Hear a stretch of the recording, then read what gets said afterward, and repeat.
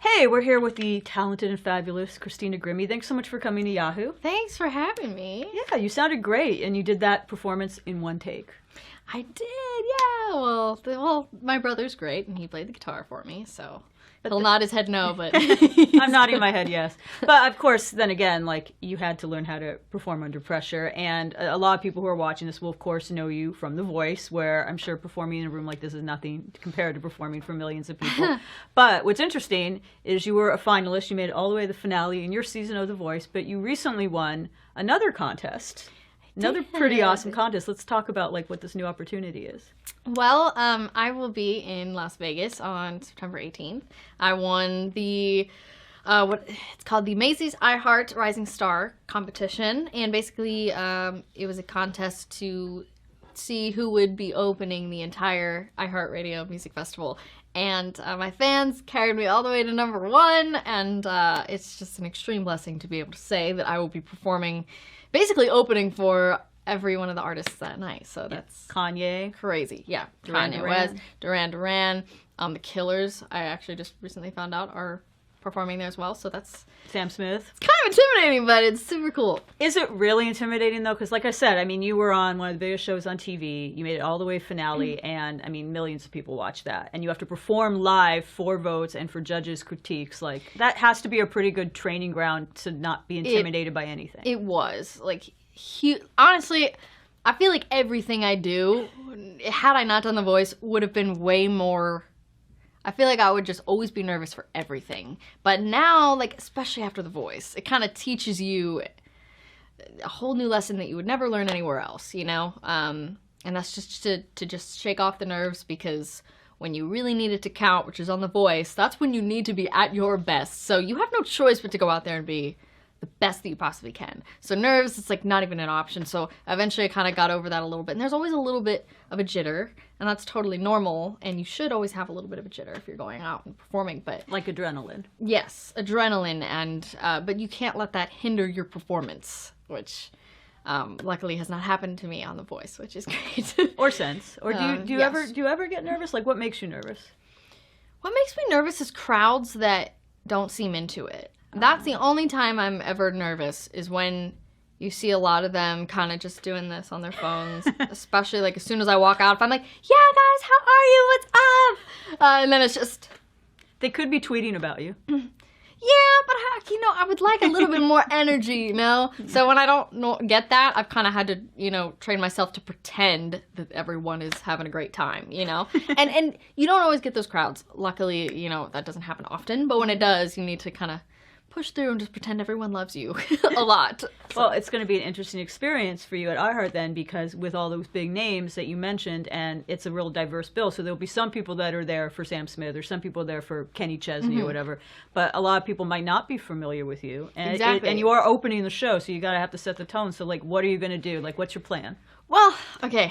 I opened for Selena Gomez for 2 tours. I know what it's like to go up on stage and no one know who you are, and not really even care, because you're Selena Gomez. She's huge, and everyone there in the front row with their Selena signs, I'm just kind of singing to them, and they're just just kind of staring at you. And luckily though, her crowds are just great. They're sweethearts. So but that was really nerve-wracking. And so after doing that, it's of course I had to just kind of adapt to those crowds and giving the best that I possibly can in a show.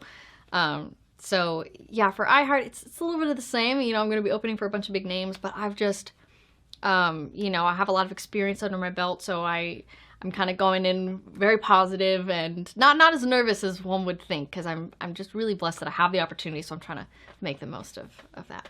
Well, speaking of making the most of an opportunity, what have you been doing since you left The Voice? Because obviously that's a great platform, and you've been putting out music and stuff. How do you capitalize on the fact that you were on a show like that and take it to the next level of your career? Well, I've just been doing press every which way, which is crazy. I've never gotten that kind of exposure before, obviously. So The Voice really helped launch me as a serious artist, and for, different outlets to take me seriously. So I've been getting interviews I've never had before, doing gigs that I've never done before. So that's really cool. I've just been doing a lot of writing as well, preparing for the new music that I want to put out. I don't exactly have a date or anything, but I have big plans, so don't worry. Kind of a loaded question, but do you think it is a blessing that you did not win The Voice? Because a lot of times, and particularly on The Voice, actually, I'm seeing that a lot of the success stories that come out of that show are not the people who won. They're the people who went off and were free agents afterwards. Yeah, I said since that night, I was like, there's no way anyone who is in my place could ever possibly complain about third place, because third place means you're there at the final night when they announce the winner. You're basically a winner, you know. So absolutely, there was a huge blessing, and again, a huge stepping stone into everything that I'm doing now that I would have never been able to do. And luckily, you know, all the big people out there who are kind of looking for new artists don't really care if you have the winning title. No. You know, they're just looking for, you know, people that are great to work with, people that are friendly and who are professional. So I'm trying to, you know, keep that up whenever, you know, all these new opportunities I've been getting. I'm just trying to be as professional as possible and show them, like, I'm the real deal. Like, I'm who you want to hire. So when you say show people you're a professional as possible, is there any stigma in the business from having come from YouTube or having come from a singing competition? Is there any skepticism among people? Coming from YouTube, yeah, a lot of people, they just tend to not take you as seriously. Like I said, I've gotten a lot more attention after The Voice because, you know, I guess being able to handle, quote unquote, a show like The Voice with the pressure and stuff, I guess people were like, oh, wow, that's cool that she could do that, I guess. And, you know, YouTube is just, you sit down with the camera and that's great too. It's just a whole other side of you though. So, you know, it's cool that I've done both. You know, you've done the personal YouTube and then you've done the, you know, big stage, The Voice stuff. Well, it's kind of interesting because I actually feel maybe a decade ago or even 5 years ago, shows like before The Voice, American Idol, that was how people like yourself, young people who, you know, didn't have a record deal, whatever, were trying to get discovered. And now I actually think YouTube or Vine is where they're, so you were sort of a little bit ahead of your time, or you sort of did it the reverse way. You did. Yeah. I did, which is interesting. But yeah, it couldn't have happened at a better time, you know? I felt like YouTube was a huge blessing that ever skyrocketed into what it did. And my fans that I, you know, grew from back in the day, I still have to this day, which is amazing. And it's only getting stronger and, you know, more widespread, which is great. And so, yeah, it is reversed. I didn't even think of that. But yeah, it's interesting. There's so many people now doing covers on YouTube or even doing originals on YouTube who are hoping that they'll be the next you or the next Justin Bieber or whoever. Like, what advice would you give them about how they can stand out? I mean, I know it's a little different now because now there's so many people flooding YouTube. But what advice would you give on how they can turn that into a real career?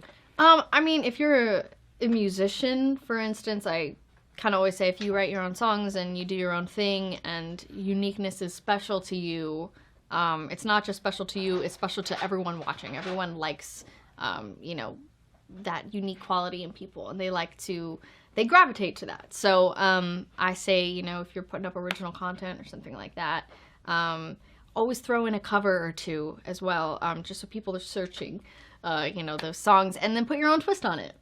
And then people kind of see your stamp on it, and, you know, then they'll search for your stuff more often.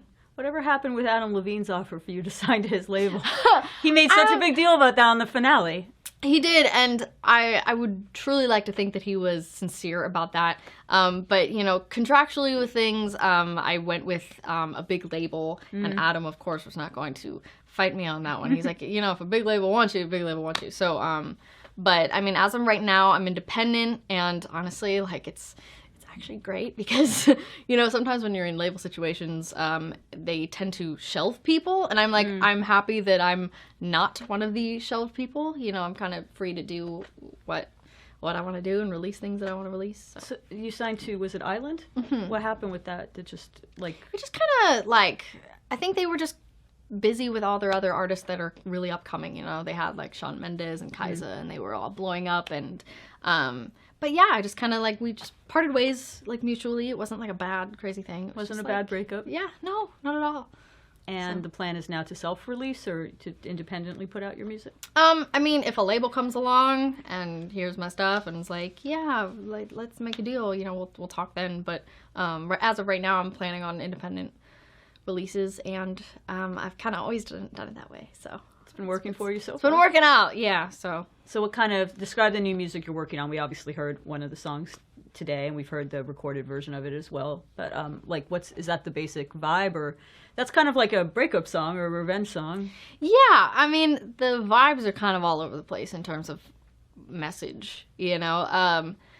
But I write a lot of piano music, and then I write a lot of guitar music, and then there's a lot of like just crunk jams, like shrug, you know. So it's kind of it's just about picking carefully what I want, and I actually really thinking about my next single being something a little more meaningful, because I haven't really done an artsy Grimmie for a while, and that's what everyone kind of really loves the YouTube scene for, is just, you know, all my piano covers and stuff. So I might, you know, treat them with a little something a little bit artsier than I've done. And the I Heartsy set you'll be doing, like, what will we get from that? I assume you'll do the new single, but will you do any covers? Will you do any stuff you did on The Voice? Yes. It's a balance between some really upbeat originals, and then kind of goes into some good old piano, and then kind of dips back up. It's a roller coaster. That's what I like to call it. I like to give my show some dynamics, so, you know. I'm officially putting in the request for the Drake song, of course. Yes, actually, I will spoil it for you. That is in there, so. Because I requested it, right? Yeah. Just now. You just absolutely. decided. I just decided right now. Awesome. That it's going to be in it. So, of course. Thank you so much. And thank you for coming to Yahoo, and Thanks for having giving me. us a little taste of what we'll see at the festival and from you in the future. Awesome. Thanks for having me. Thanks, guys. Yahoo!